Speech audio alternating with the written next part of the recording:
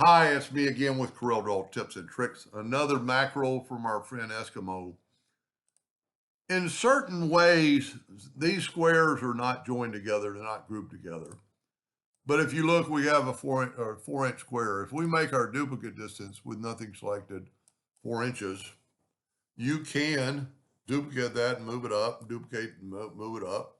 And then you could take all this and duplicate it and move it over and get that pattern. But you can do it with a macro all in one setting. Let me get back to the original. So we have and they don't even have to be touching. This is a duplicator, and I'll leave a link to the macro. When you go to array, you can go horizontally and vertically at the same time. We're going to go space between, which I have 0. I'm going to have it go to the right. On the vertical, I'm going to have space between and go up. Now I'm going to change this to like 10 and change this to like 10. And then when I select this, watch this. Let me move this over. That quick, you duplicated it 10 times upwardly, 10 times to the right. You can go to the left, you can go up, down. We can have it offset. You know, you don't have to have them touching.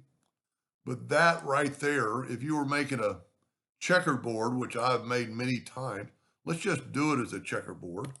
We'll have to put a white background so you'll be able to tell it. So we'll make well, you know what? We'll make this one black. We'll make this one black. We'll make this one white. Of course, we'll have to put a background in a second. We'll make this one white. And most checkboards are, let's just say 5 times and 5 times. I'm not really sure of the number. Select it all and do this.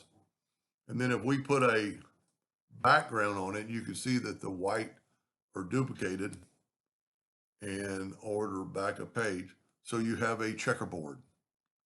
That's just one.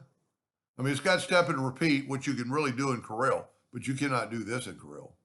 And there's some other things, you know, we can offset it.